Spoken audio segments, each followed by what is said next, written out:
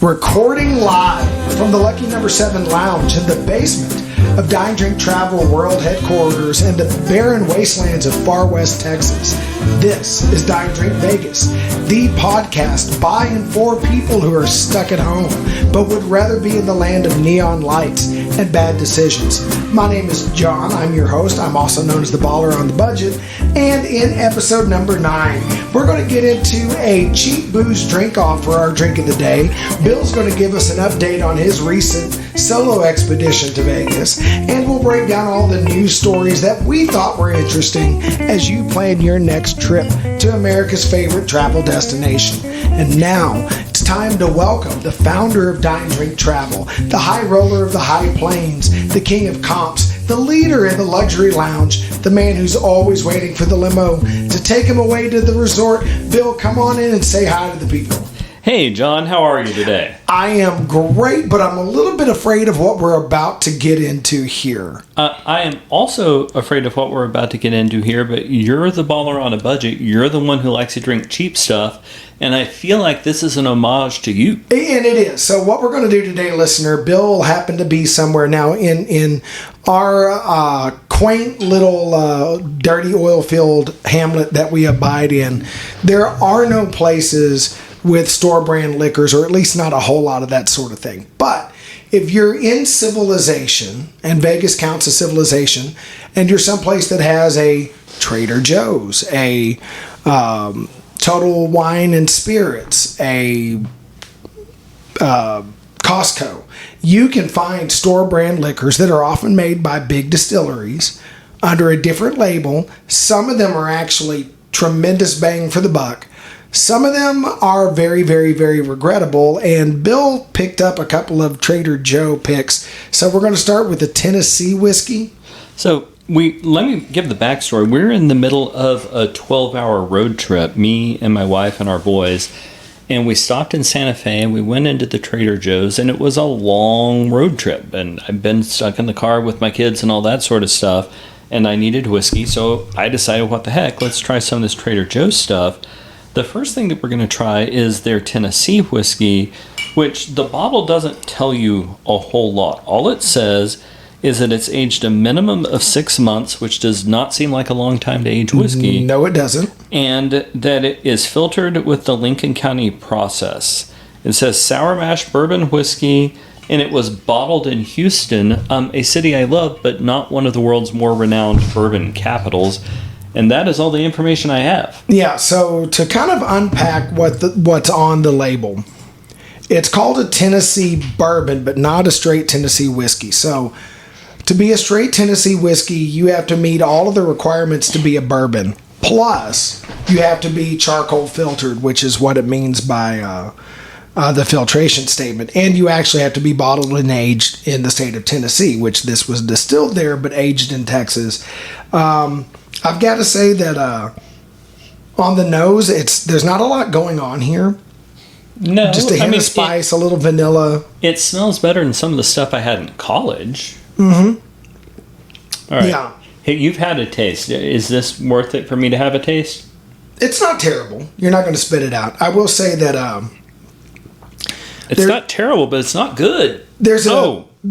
Can we show my face on a podcast? Yeah, and I don't think it's quite as bad as your face is letting on. I would say that there's a peanut oil dominance here. If you're a fan of wild turkey, it's vaguely reminiscent of that. But wait. Wild turkey's a lot better. Peanut oil dominance. There are no peanuts in whiskey. No, but the flavor to me reminds me a lot of peanuts and peanut oil, and you get that with a few other. There's several whiskeys that get that descriptor. I get that a lot in wild turkey. This is not nearly as good as wild turkey, but I think this would be far better mixed with a Coke.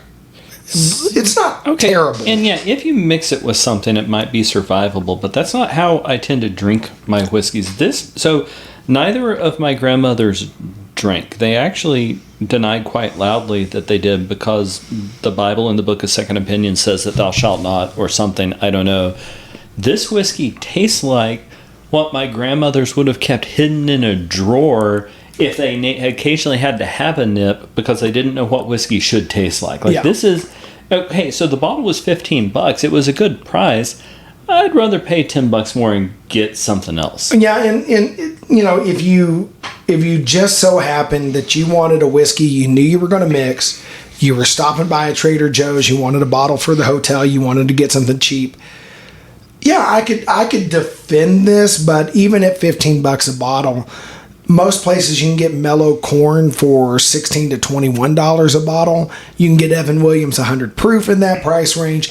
This is not awful, but for, you were talking about $10 more, for $2, $3, $4, $5 more. I think there's better things to get.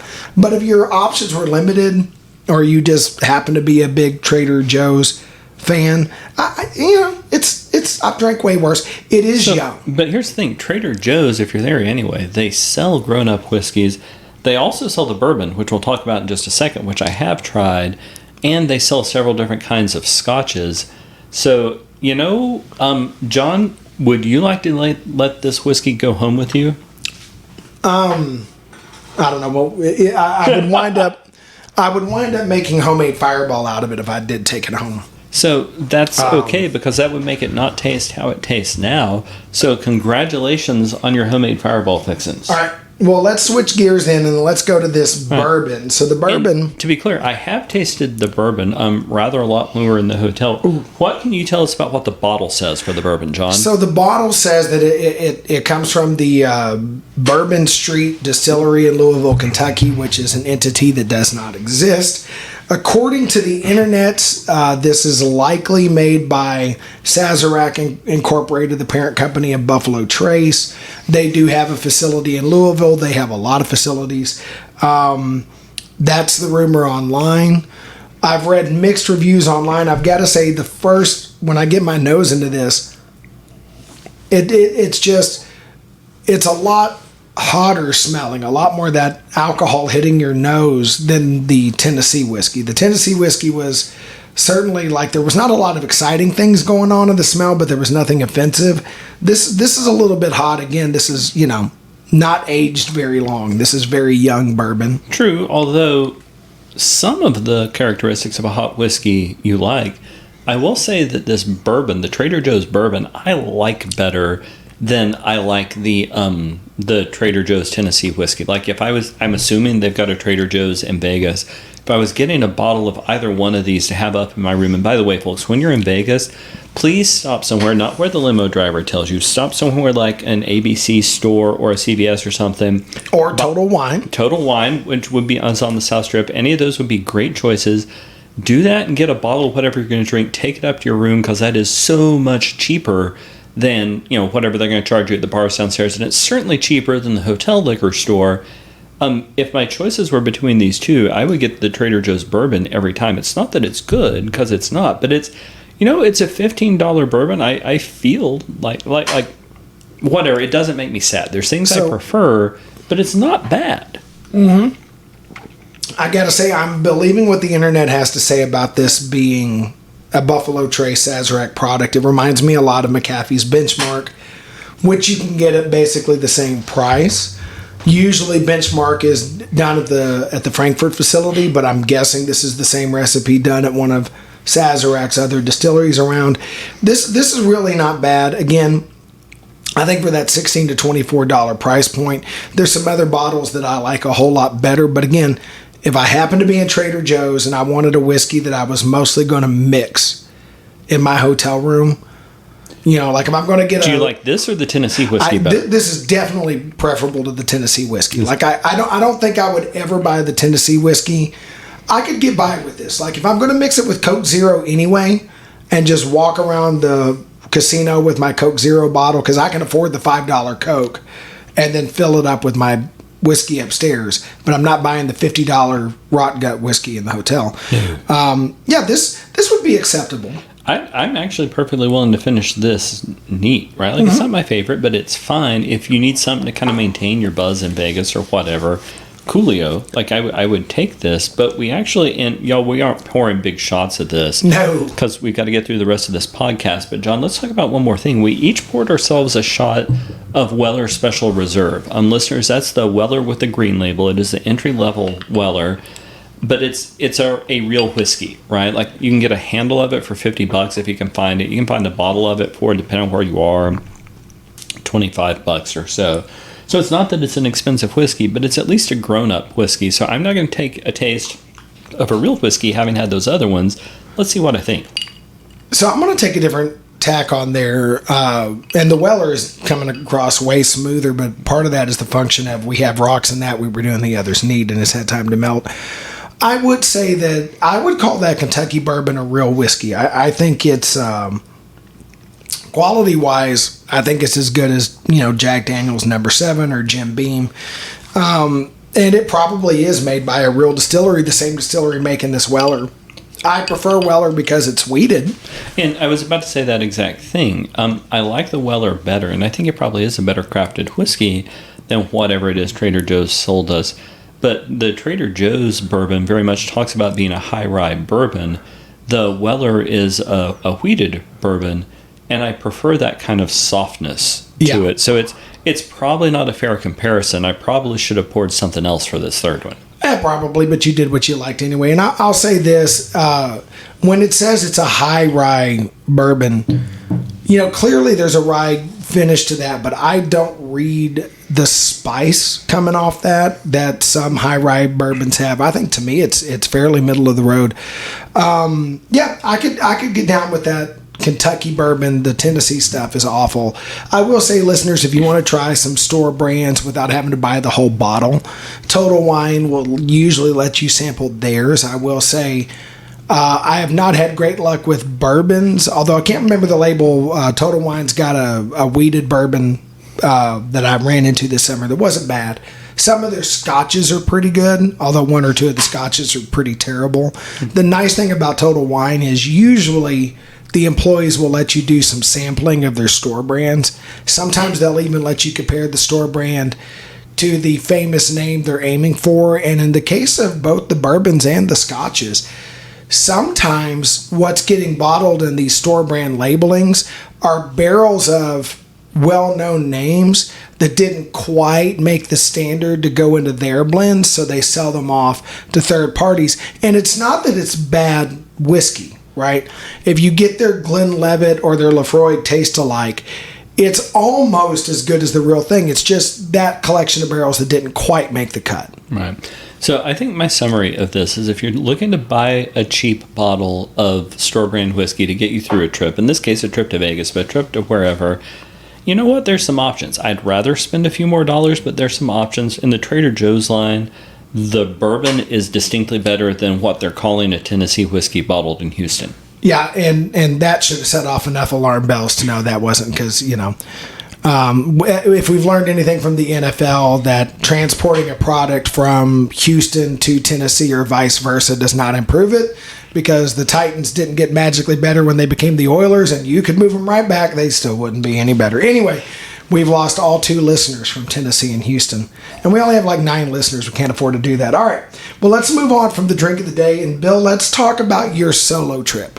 So, listeners, most of you will know that I also maintain a YouTube channel, Dine Drink Vegas. And what I try to do on that channel about 90-95% of the time is have fairly short and focused videos, somewhere between 3 and 10 minutes, depending on what I'm covering, to kind of, give you tours of spaces, let you know, is this a hotel room you want to book, a pool you want to go to, bar you want to see, restaurant, whatever. And this trip that I took last month, because it is now early August, so this trip that I took in mid to late July was very much, just getting footage for the YouTube channel. And of course it was fun because it was a trip to Vegas, but one of the things which takes away from it, because I want to get different footage of different things for the YouTube channel, is I stayed in 3 different hotels. Like I would stay in a hotel for a night, and it kind of sucked to get there, check in, unpack, repack, check out, check in, but whatever, right? The first hotel I stayed in, because I found a good deal somewhere, it must have been with my own life points, was the Delano. And folks, if you are looking for value luxury, the Delano is an amazing spot. It is an all-suite hotel. I had the most basic room they had. It was configured with 1 king bed, although you could have gotten it with 2 queen beds. And then you can pay extra for a bigger room, you can pay extra for a better view, whatever. I didn't care about any of those things. But even in the basic room, you have 1.5 bathrooms. You've also got a little bit of a bar space, not like a pull a stool up to at a bar, but you've got a place to put your whiskey bottles where your friends can go serve themselves.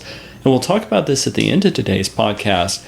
But that place, the Delano, I think is perfect for a guy's trip, particularly if you're going to have a bunch of people gathered around watching, sports ball or whatever, because there's a place for your buddies to go use the bathroom where they don't have to get into your bedroom. Yeah, right? So your big smelly man friends don't have to, run a bombing run in the bathroom next to your bed in the room. That's what we're saying? It is. Although I am both horrified and proud of the fact that I am 49 years old and still talking that way. But yeah, no, that's exactly what I'm saying.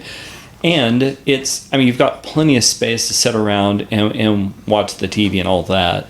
So it's the Delano is a great place for a guy's trip. It's also a great place if you want to feel luxurious but you don't want to pay for it, because all the rooms are huge. There's no gambling in the hotel, which makes it kind of a quieter. It makes it a more upscale feel. Right. So no, the Delano is phenomenal for that. They don't have a lot of stuff, but you're inside the Mandalay Bay complex, so you can stay in air conditioning the whole time, which is really important. It was 117 when I was there. You can stay under air conditioning the whole time and go right into the Mandalay Bay. You've got Mandalay Bay pool privileges, right? Like it was fine the whole way, but it itself feels quieter. And the bar is one of my favorite hotel bars. Listeners, if you haven't listened before, I speak Spanish. I lived in Mexico City for a couple of years, and my bartender happened to be in Cuba, or from Cuba. He obviously wasn't in Cuba. He happened to be from Cuba. I talked to him in Spanish for quite a while, and obviously he was fluent in English. Like I could have done that had I wanted to. He makes excellent drinks. It's a really pretty bar. It's not the sort of place you go for like a high energy, whoo, I'm going to party in Vegas. Right. But if you're looking for a quiet cocktail, it was nice. So I like the Delano, and I've actually already got another trip booked back there. Okay, well then tell us about, before we get to the downgrade of your trip. So the Delano, great opening thing. And by the way, listeners, these resorts within a resort, great idea because they are quieter, but you have access to the full amenities. It's a little bit different than what the Venetian does because they have the Palazzo, but they don't. Palazzo has a casino. You don't have to go to the Venetian, but they don't have one. You have to go to Mandalay. Yeah, but it was like, it's hard to overstate how easy that walk is, right? Like it is a stupid easy, like 2-minute air conditioned walk. And like I'm fat, right? Like it was a 2-minute waddle for me. It was fine. So let's do your upgrade from there. Okay, so I'm not going to lie, this made me happy. Also attached to the Mandalay Bay, but on the other side, is the Four Seasons. And I don't have the kind of money to usually stay at the Four Seasons. It was the middle of the week. It was a cheaper room. And I had a ton of American Express points to cash in. So I stayed in the Four Seasons for free. And better yet, it was actually a little better than free because I got my American Express Fine Hotels and Resorts benefits. And it's just beautiful, and it is so quiet. I went into the spa. The spa was perfect and lovely. It was, the Four Seasons has its own pool. The Delano does too, but not really. The Four Seasons has a pool in the Mandalay Bay complex that only Four Seasons guests can go to. But you can also go into the Mandalay Bay pool if you want. But the room itself is just... So the only comparison I've got is the Waldorf Astoria. And whether you prefer the Waldorf or the Four Seasons, and I feel like the baller on a budget is about to make fun of me for making a comparison. Yeah, I mean, sure, whichever way. I don't know. I have to check with Biff and Mitzi which one they want to book. Like, who's more accommodating to the purse dog that Mitzi carries around? Because I can't relate to this at all. So if y'all want to know about the inside jokes that are going on right now, Google Simpsons Protestant Heaven at some point. And you will watch about a 1 or 2 minute clip, and you will understand what's going on. But whatever. There's only one other hotel in Vegas I can really think of like it. I checked in my room; it was beautiful. I went away to do something, and when I came back, they had brought me like a bottle of water and some like homemade chocolates. They had a bar in the hotel which wasn't huge, but didn't need to because again, the Mandalay Bay right there, right? Like it's a 3-minute air conditioned walk away. One of the things we may be doing, John, the next time we go back to that hotel complex is the bar in the Four Seasons, which I think is called Press. The bar in the Four Seasons for like, and it's expensive. It's like $150, but I've lost more than that at a blackjack table before. Has a custom craft cocktail class at like 2 p.m, where you sit with their bartender and you just toss cocktails and presumably drink them. It is, if you're trying to impress somebody, I would go to either the Four Seasons or the Waldorf. For my money personally, I would probably go to the Waldorf, but that is for 2 reasons. One, it's got a nicer, bigger spa, and I like spas, right? Like we've had this conversation before. Yeah. John disagrees with my point. I don't disagree. I just don't share that. But the beauty of Vegas is whatever you like to do, they got. So I'm not going to tell somebody else not to spa, but I've got a little too much working class redneck in me to just go hang out naked in a room full of other dudes. It's just not my bag. You can wear a swimsuit. The other reason, though, that I like the Waldorf is I happen to collect Hilton points. With Hilton points, you can quite frequently stay at the Waldorf for free. Right. But no, non-gaming properties are amazing, particularly non-gaming properties which are attached to hotels with a casino. In both the Delano and the Four Seasons, which are on opposite sides of the Mandalay Bay, are. So if you want the high-energy Vegas experience, it is right there for you. But if you want quieter and more refined, you can get it. And this wasn't a suite. It was just a regular hotel room. But y'all, it was beautiful. And then, John, is it okay if I move on and talk about when beauty ended?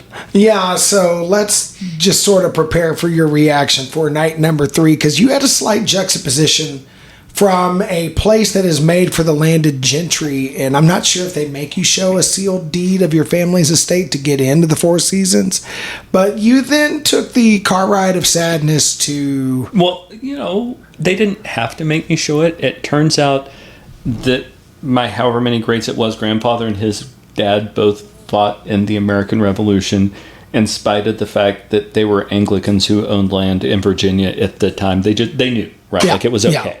Right. Yeah. But no, I took a car, and this wasn't where I was staying, but let me talk about good things. My barber. John, do you have a barber? I have not needed a barber since the first Clinton administration. My barber, the best barber I've ever had, is at the Speakeasy Barbershop inside the El Cortez. So I took a perfectly lovely Uber ride, but I left the Four Seasons to go to the El Cortez, and you got in. I mean, that was fair. Like the atmosphere changed. I didn't stay at the El Cortez because I've done that before. And yeah, anyway, sorry, that was going to be a sad personal story thinking about the last time we stayed at the El Cortez. But the barber was great. That juxtaposition, not amazing. But that night I was actually staying in a comped room at the Golden Nugget. And if I had gone to the Golden Nugget from the Four Seasons, I would have been sad.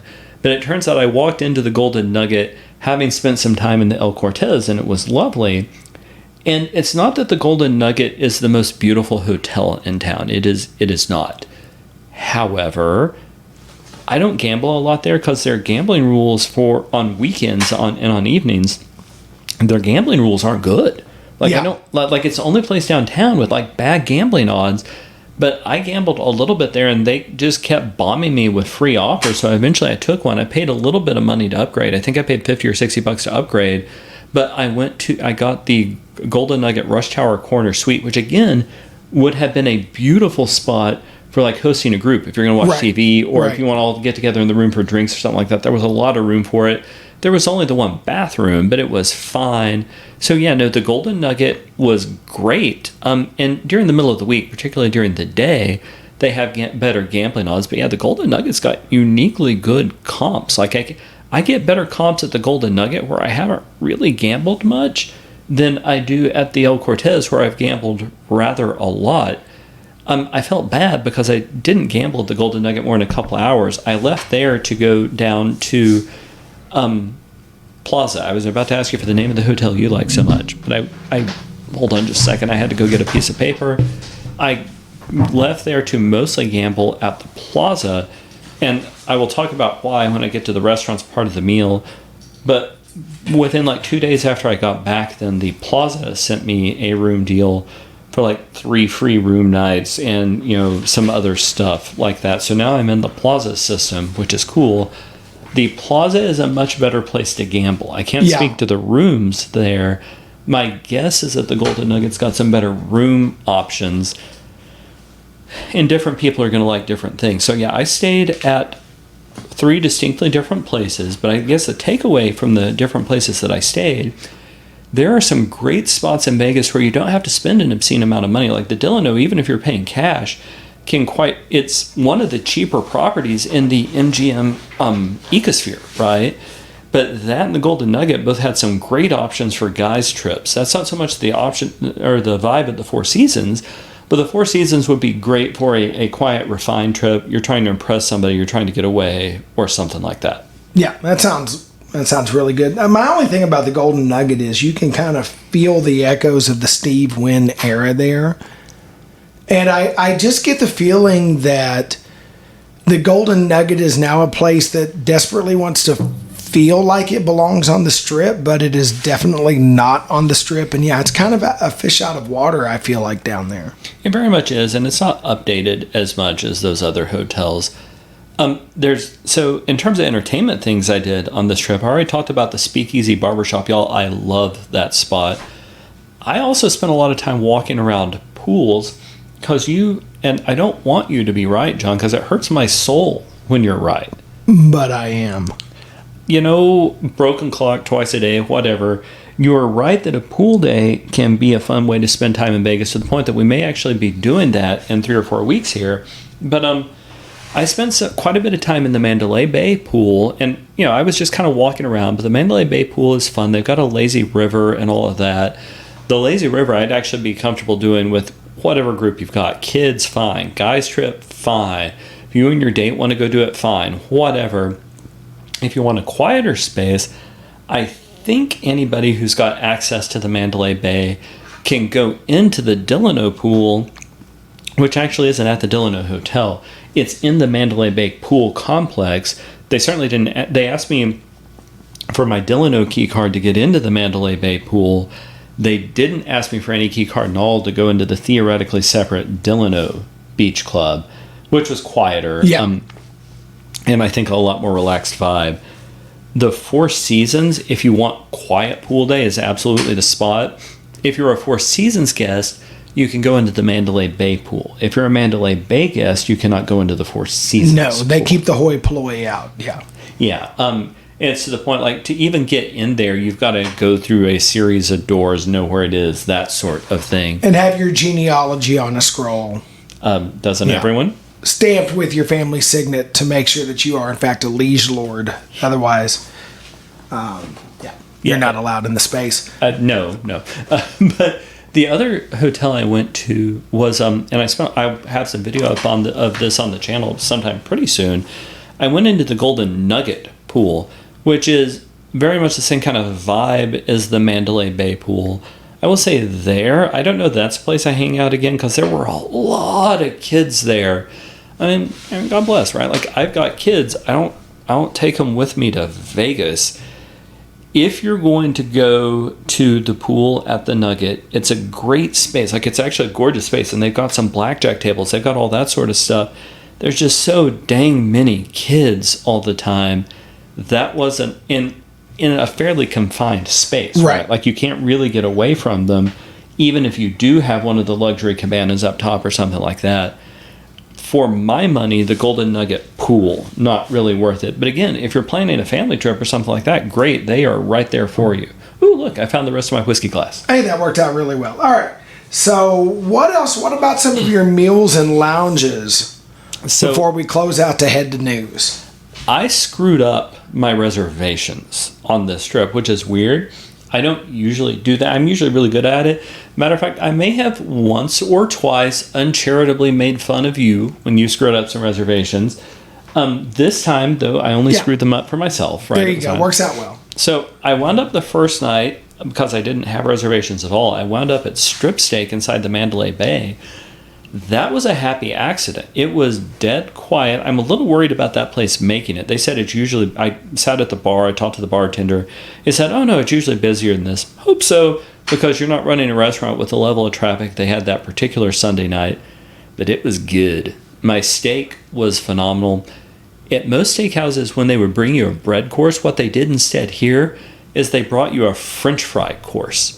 There were three, like right there at the start. And for those of you who are trying to avoid the diabetes, you know what? I'd lose a toe. Totally worth it. There were 3 different kinds of French fries, like some plain French fries, some parsley French fries, and some dill French fries, which you wouldn't think would work, but you would be wrong. All of them fried in duck fat, and then they had 3 different kinds of dipping sauces. And then my bartender actually said something like, yeah, I don't know why nobody ever gets some of our really good potatoes as a side order. Well, you just brought me free French fries as an appetizer. Right. How much? Yeah, I'm not Irish. I'm not eating nothing but potatoes here. It's yeah, no, it's but that was amazing. Then the steak was good. I love the bartender. It's a really pretty space. I don't know that I would go out of my way to go to strip steak, but if I'm in the neighborhood, I go back there. It's not one of my most favorite spots in town, but I liked strip steak, and I liked it a lot. The second night, I had reservations at Skyfall, which was a bar. I had been trying to get reservations next door at the Revea, and both of these places are on top of the Delano building. And the Skyfall is a bar which, has like some heavy appetizers. I was going to go eat a light dinner. It was going to be great. But the Revea had a multi-course French menu, and you can see the Revea from the bar I was at. And by the way, my bartender at Skyfall was the best bartender I've ever had, with the exception of the bartender you and I visit on a normal non-Vegas Wednesday. Right? Like, I would not mock Eric that way. But he was an exceptional bartender, a lot of fun to talk to. And I don't usually want to talk to the bartender, but whatever. We had a great conversation. Skyfall's a lovely bar. But I kept looking at Revea, and there were like 2 or 3 tables of diners. I said something about it to my bartender. He's like, you can go get a reservation. I'm like, literally, I can't. I've been trying. Like, they don't have anything. Turns out their web server had been, like their reservation agent had been down. And I told them that, and they then started, getting a lot more reservations. But they got that fixed within like the half hour before I said that. So lots of reservations. I went there and had a multi-course French menu, and it is not as good as Le Cirque is, but it's also not as expensive as Le Cirque is. Fair. And you've got gorgeous rooftop views. Revea is a phenomenal place. If you're trying to impress your significant other, or if you're trying to impress a business partner, you're trying to impress whoever you're trying to impress, go get a room at the Delano, right, which is going to be a lot cheaper than anything else in that kind of quality range. Then go upstairs, make sure you make reservations, but get a seat at the seat at the bar at Skyfall, or if it's not 117 degrees, get one of their tables outside overlooking the strip. Then later on, traipse over to dinner at Revea, and it was amazing.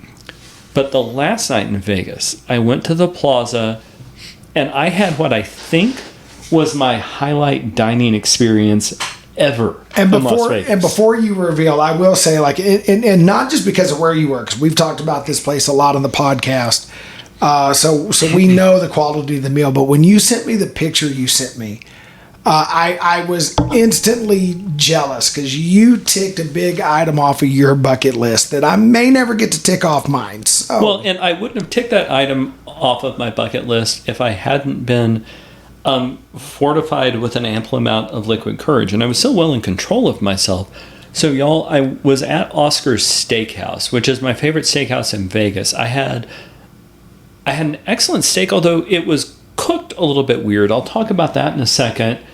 But I was sitting down enjoying my meal, and I looked across from me.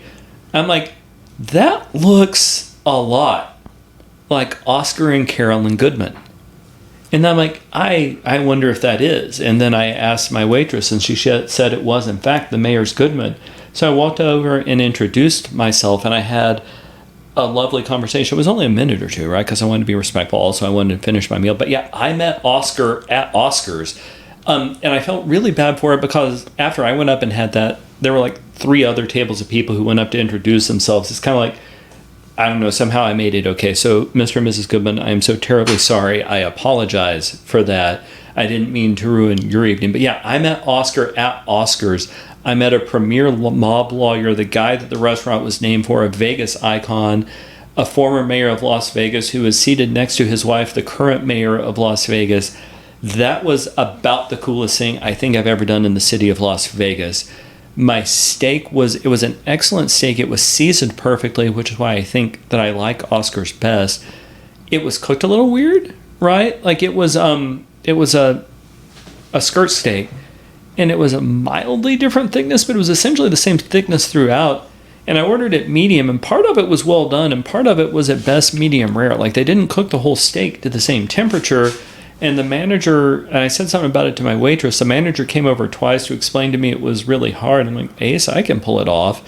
And they took it off the bill, and it tasted great because of the seasoning, because of the quality of the cut. The cooking was inconsistent, which was weird, but everything else about the meal was perfect. The His Honor cocktail, a martini properly made with gin, even though I normally take them with vodka, I would not disrespect Oscars that way. They put a slice of jalapeno in. Beautiful space. I got to see the newly renovated patio space. Oh, yes. It was closed because it was 117 degrees. Of course. You could see it. But yeah, I met Oscar at Oscars. I met the mayor's Goodman. That was cool. It was kind of like, it was cooler than the time I saw I saw LeBron James once in the Aria Sky Suites. Whatever. Because I'm a Vegas, and that was cool, but I'm a Vegas guy. Seeing the Goodmans was amazing. Yeah, and I have thought I've seen lots of celebrities in Las Vegas, only to get close enough to realize that I don't see so well. But yeah, I've never had an encounter quite like that. Well, and it also reassured me that the man eats in his own restaurant, right? Like, he's obviously not working there or anything, but there are any number of celebrity restaurants where the celebrity involved almost never shows up, and that is not the deal. No, he actually has an office. Yeah, no, he does. Yeah. And let me go back real quick before we get to the news. But at Revea, the French restaurant, I have just blanked out. Alain Ducasse, the super high-end French chef who runs it, he actually goes to Revea several weeks a year and takes up residency. He also runs Skyfall, the bar, which is attached. And it's not that it's cheap, because it is most distinctly not. Right. But whereas a high-end cocktail at a lot of places in Vegas is going to cost you $22 or $25, there the cocktails in this beautiful space cost $17 or $18. At Le Cirque, which remains my favorite restaurant in town, the 5-course menu is, I think, $228 now. There it was $150. I talked to the bartender about it. Apparently, and I'm not trying to be disrespectful, I don't speak French, I can't pronounce the man's name.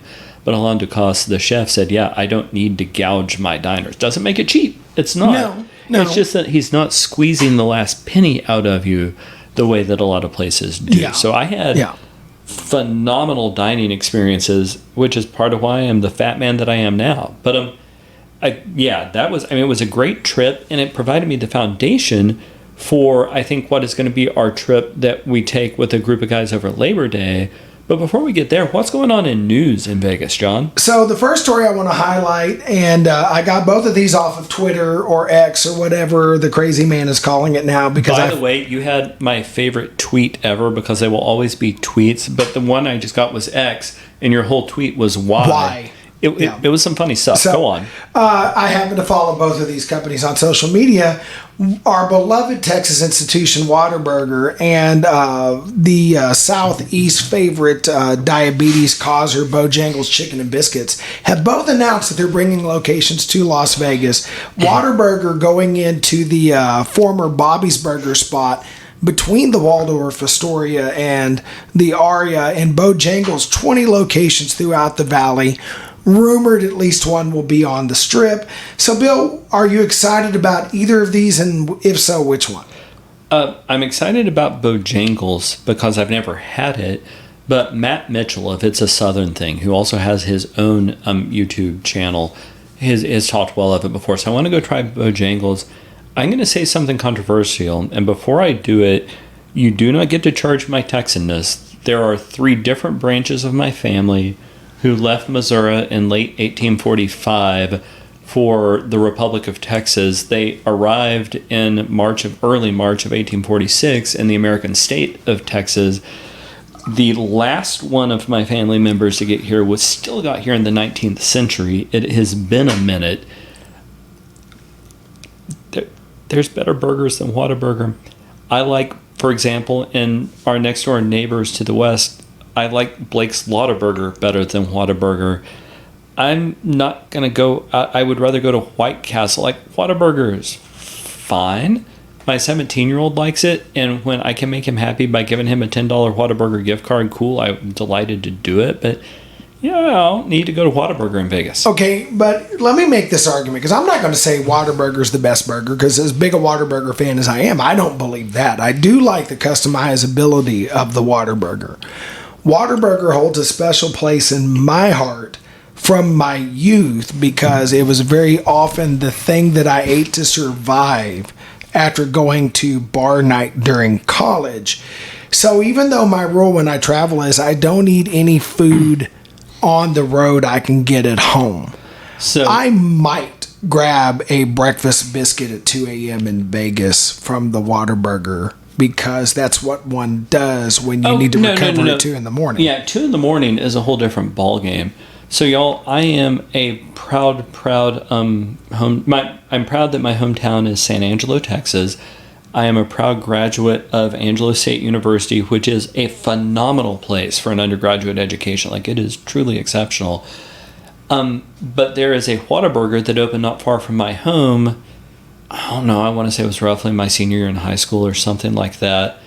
I spent most of college getting dumped by girls at that particular Whataburger, and I should know better than to ever go to Whataburger with a girl ever again, because it always works out poorly, to the point that I'm kind of scared to go to a Whataburger with my wife.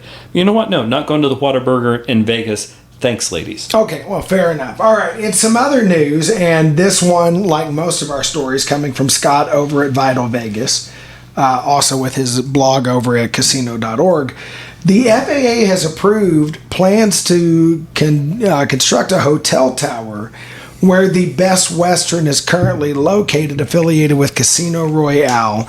And additionally, there are no hotel reservations at the Best Western for the Formula One race here in a couple of months.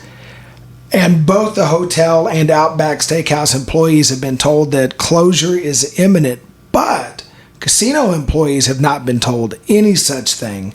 So there's a lot of speculation of exactly who it is that may buy out that space, because I don't think Best Western is building a big tower on the Strip. At one point, there were rumors that a couple of high-end places we're looking at there. Those seem to have fallen through. There's some sense that TI may be looking there. We know they want to expand and build an empire, so then you would have whatever that becomes, plus TI, plus Circus Circus.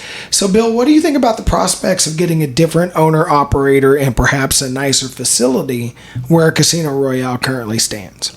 I am shocked that the Casino Royale and the Best Western are still there, because that real estate is so expensive that, set aside whether it's nice or not, because, you know, I kind of like the notion of some inexpensive options being available on the Strip. Set aside all of that stuff, it's just not a very big hotel. And if you're going to justify the dirt underneath it, you kind of need to build up more than they have. And you need more floor space for your casino, and you need other revenue generating opportunities. I'm shocked it hasn't already been closed. Yeah, and I feel that I do say I hope whoever buys there, like I you know, when I call myself the baller on a budget, the baller part matters as much as the budget part, right? So don't get me wrong. I have no desire to stay in that Best Western. I'm not going to eat at an Outback Steakhouse in Vegas. Not that I hate Outback Steakhouse, but again, there are such better options. I can get that at home, and even at home, I normally don't. If you want a good steak, why not come here to my house? Right, or cook one myself. So I'm not sad the Best Western's going away, or some of the dining options, although the cheap hot dog stand that you are too afraid to go to is actually legitimately great, especially at 1 or 2 in the morning. I have made some exceptionally poor choices in my life. I am including how many Mexican prisons have I been to? Like a half a dozen, 8, 9, I don't really know. I lost count of Mexican prisons. In spite of all of the bad choices in my life, I've never eaten at that hot dog stand, and I never will. There is nothing good that comes. That hot dog stand will give you something way worse than the Taco Bells. And it actually will not, because I've done it. But that being said, I hope the brand Casino Royale stays. I hope whoever builds something, a nicer facility, I'd like to see that brand survive. The other thing I'll say about Casino Royale, I do think the Strip has gotten a little too upscale. And I get they're going to build something new. It's going to be a little more expensive than what they're running now. The Casino Royale is a little bit run down.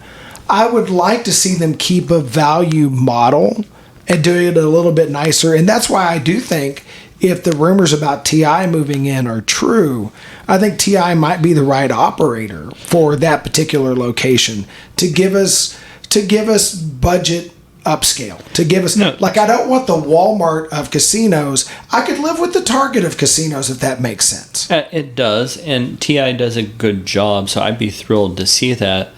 But your next news item, which is here on our run sheet about restaurants, I've got a series of questions. So why don't you get us started? So one of the ones we have here is Fleur at Mandalay Bay, one of the French places there, it has been gone for a couple of months this winter, according to Vital Vegas. Michael Mina is bringing in a restaurant called Orla. And it does seem like there's been a lot of restaurant turnover at Mandalay Bay over the last couple of years. Starting when COVID hit, Red Square, the Russian-themed place with the vodka ice lounge that I really wanted to check out, never got to. And it seemed like since that domino fell, lots of others.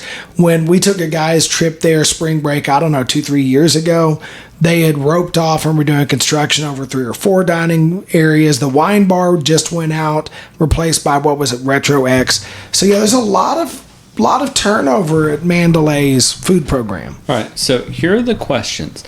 Michael Mina is the one who runs Strip Steak. So is Michael Mina going to have 2 different restaurants in the Mandalay Bay while also having one up in the Bellagio? That seems to be the case, but I mean this is no longer that unusual. I mean, keep in mind that at Caesars, you've got Gordon Ramsay's Hell's Kitchen and Gordon Ramsay's Pub. So we're seeing some of these celebrity chefs run more than one location in the same, more than one dining concept in the same resort property. Michael Mina is better at business than I am. Now, the Fleur space, that's not the same space as where the Wine Angels used to be, right? No, that's the Retro whatever. Retro by Voltaggio. And here's why I asked. That place looked good. I couldn't go there because they were dark on the night I happened to have a free meal and all that. But I think on the trip we're taking over on Labor Day, right before you get there, I think I'm going there. I want to try Retro. It looks amazing. It is very much an exciting place to me, and I didn't want Orla to be displacing it. No, it is not. It is displacing Fleur, which has been closed for several months now. Will not be open for the guys' trip here in a few weeks, although I'm sure we'll be greeted with some construction, and everybody loves that. So, that's the latest happening there. Yeah, I was just there. I walked all through the hotel. The construction's not a problem. But I'm looking at the next story you've got, and you and I have a buddy named Mike. And there was once when we were all getting ready to be on a plane, and we were all going to fly first class. Yay! And I put some money on a machine, and I hit a small jackpot. I hit $700, right? So it wasn't life-changing money, but cool. I loved having $700. And then I may have kind of been a jackass for the entire rest of the flight, as I repeatedly counted the money and Mike started to hit me. Yeah, I thought I was entertained. Well, on July 26th, the second airport gamer in a month hit over $1 million on a Wheel of Fortune slot machine at the airport. And apparently, when I started going to Vegas, and I have not been going to Vegas as long as you have. I guess it's been about 8 years since my first trip, something like that. Ish, yeah. The thing was always the airport slots are the worst odds in town. I keep seeing more and more social media posts of people hitting at the airport. I'm starting to think the slot machines at the airport are looser than the Strip. In fact, come to think of it, 3-4 trips ago, I hit like $200 on an 88-cent bet on a dancing drum machines at the airport and had to scramble to cash that ticket before we had to board. Like, I have not hit anything that big on the Strip. I've had downtown, but maybe we're downplaying the value of airport gaming. So one of the first things that I do every time I land And I feel bad about the lie I tell because, that's a sin and all of that. But the limo driver will have called me. I've said, I've landed, I'll get there as quick as I can. I don't get there as quick as I can. I stop at a Wheel of Fortune machine. I put $20 in it and I lose it pretty quickly. And then I play again on my way back. I like airport slots. They make me happy. Yeah, I think that's a hobby or a habit I plan to get into. I just merged those two words. Apparently, bad whiskey does bad things to my ability to talk. Okay, a couple more to hit before we sign out. The walkway, and again from Vital Vegas, the walkway connecting Bellagio to Vdara is now open. It's going to be back. Those walkways are going to be located close to the tram elevator that can get you all the way up to Park MGM. And the Cosmo walkway to connect Bellagio to Cosmo is on the verge of being constructed. And then this piece to go with it from MGM Resorts, from an email they sent out, I assume to everybody that's in the program, that they're going to start having Cosmo linked into both MGM Rewards and the MGM room booking ecosystem in February. So this is really happening, and they're going to come into the MGM family. So, Bill, your thoughts on physically and system-wise connecting Cosmo to MGM?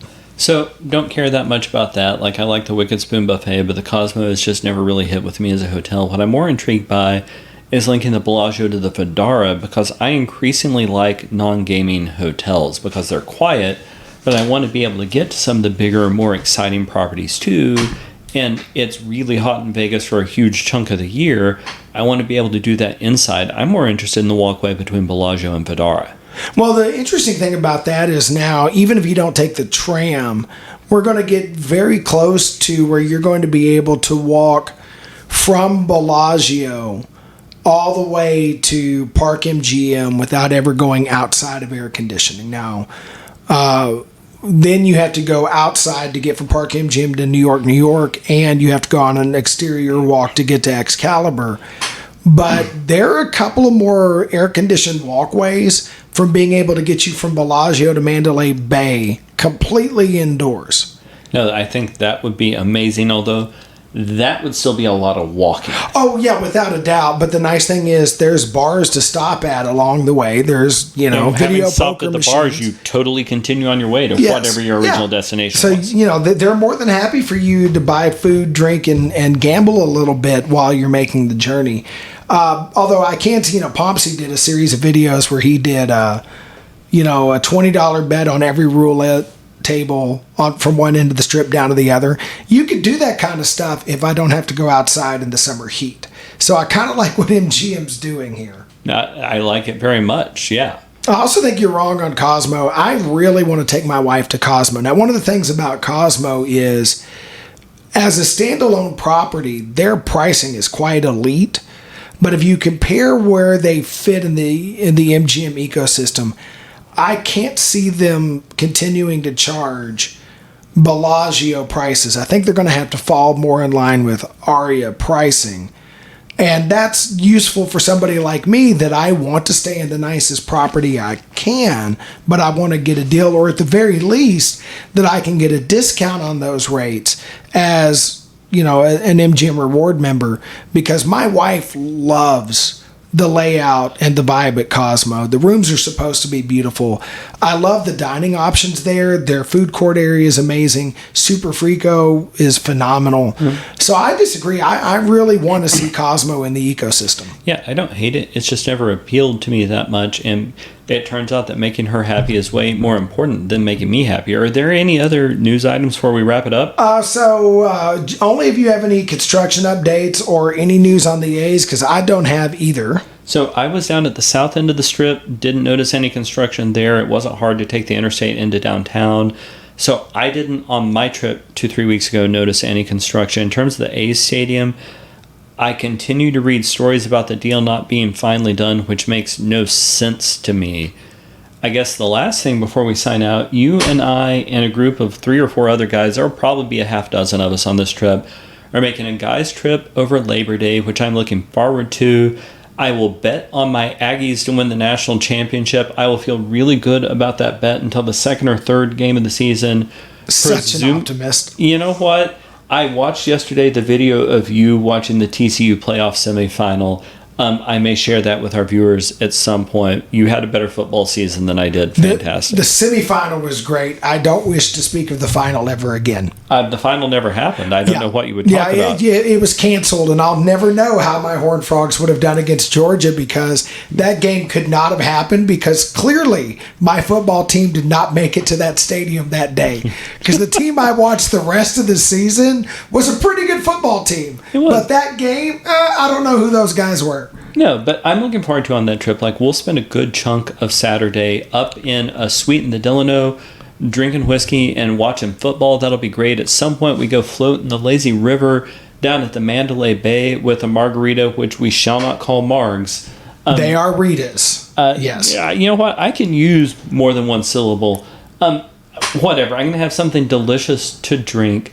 And listeners, if you knew my brother-in-law, Mark, we will have a Coors Light for you on that lazy river when we're there for Labor Day. Mark, we miss you more than we could say. For everybody else, we're so glad that you tuned in today. We'll be back here in a few weeks. Hopefully we'll get another episode in before our trip, but if not, it may be September before you hear from us again.